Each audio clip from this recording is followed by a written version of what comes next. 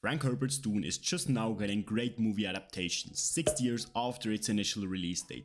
So how has this book about big worms and psychedelic trips stayed relevant for this long?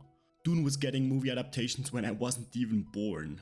Well, that is if you think whatever this is deserves being called a movie. The biggest thing readers keep coming back to this Bible of science fiction for has to be Frank Herbert's world building, which makes this universe feel so real, dynamic and alive. He does an amazing job exploring the ecology of Dune, how it's relevant to the story, and also how it influences the Fremen culture is just beautiful. However, my favorite example of how Frank Herbert does world building has to be the Butlerian Jihad. Like a great many other concepts, we first hear about the Butlerian Jihad in the very first chapter. However, to set the stage for this key piece of world building, Herbert first introduces us to some different concepts which seem unrelated at first. On the very first page, a dispenser lamp is mentioned, which might seem insignificant, but it confirms that the book indeed is set in the future. On page 4, we then learn that aristocratic children, or at least Paul, are taught bodily control through deep consciousness. Through the Reverend Mother Gaius Helen Mahayam, we then find out that some women can actually choose what gender their children will be. And throughout the first pages, we get to see that the Atreides family is deeply spiritual but also very rational, which is a strange combination. We also find out that humans are bred in a eugenics-like way for the best attributes. After these first pages, nothing makes sense yet, because if they have the technology to make a dispenser lamp or something as complicated as that, then why are they still relying so deeply on human consciousness, which is so limited? Well, it all comes together in this small piece of conversation, which makes us understand why their civilization is the way it is. Once, men turned their thinking over to machines, in the hope that this would set them free, but that only permitted other men with machines to enslave them. "Thou shalt not make a machine in the likeness of a human mind," Paul quoted, right out of the Butlerian Jihad and the Orange Catholic Bible. Those who truly pay attention or have studied this chapter deeply now already have an understanding of most of the backstory of Dune. So once there were powerful thinking machines in the Dune universe, but people exploited them to suppress others. This must have gone on for a long time, long enough to build up deep resentment and hatred for the other side. A holy war was then fought for the future of humanity called the Butlerian Jihad. The other side, opposing the side with the machines, had to have been faithful, considering the name Jihad meaning holy war.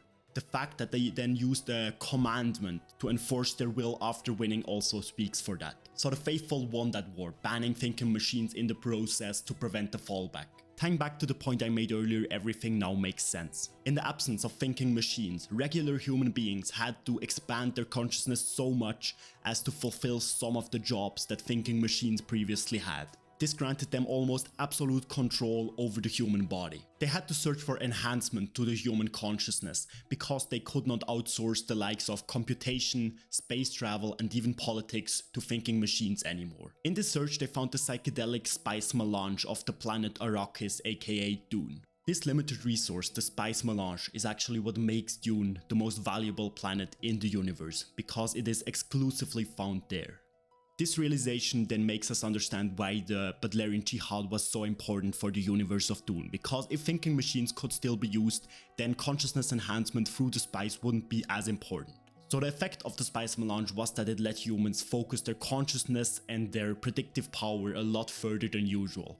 Think caffeine on steroids. Combined with the spice, they also found inherent strength inside the mind through practices like very deep meditation and breath practices. So for computation they develop mentats, humans whose only purpose is logic to the exclusion of anything else. For space travel, the way it was found it could still be done was through guild navigators. These were originally humans which were then trained on almost pure mathematics and monstrous dosages of the spice to enhance them enough to make space travel possible again. And as for politics, or the need for continuity in human affairs as they say it, they then developed the Bene Gesserit sisterhood. So because memory could also not be outsourced anymore to thinking machines, there was a need for humans that remember deep into their ancestral history, and this is where the Bene Gesserit come in, because the spies allowed them to do exactly that, to view their entire ancestral memory of their female line. They also took the job of ensuring that humanity's most important breeding stock is still actually active and is combined in useful ways. Two of these lines, which are probably the most important, are both the Harkonnens, the enemies of the Atreides, and the Atreides themselves. So before ever setting foot on Dune, Frank Herbert conveys us enough information to truly deeply understand most of the conflict that will happen on Dune. Expectations have also been subverted, because if you think about it, the Butlerian Jihad was a holy war of people against people with thinking machines, which would make the ideal setting for a science fiction saga. But instead we find ourselves located 10,000 years into the future, in a time when the Butlerian Jihad has already become a myth again. And in Frank Herbert's books, the Butlerian Jihad is never truly expanded upon, it stays shrouded in mystery as it should. Altogether, this is first-class world building, and I really hope I could convey why the Butlerian Jihad is so important for the Dune universe. Because all of the Dune universe's big organizations, like the Bene Gesserit, like the Spacing Guild, like the Mentats, they all don't make sense if you don't understand that the Butlerian Jihad happened and that thinking machines have been outlawed. Because why not just use thinking machines if you're living in the future? So thinking machines being outlawed is what forced humanity to develop these orders, which then fulfill the functions which thinking machines once used to take. It is just perfect setup for the entire Dune saga, and races like the Ixians slowly forgetting the lessons of the Butlerian Jihad and why thinking machines were outlawed in the first place. If you like this video, please leave a like or subscribe, as it really helps me out in the algorithm. And also, if you want to watch something else, watch this, where I explained why Malazan is the Dark Souls of books. Thanks for watching.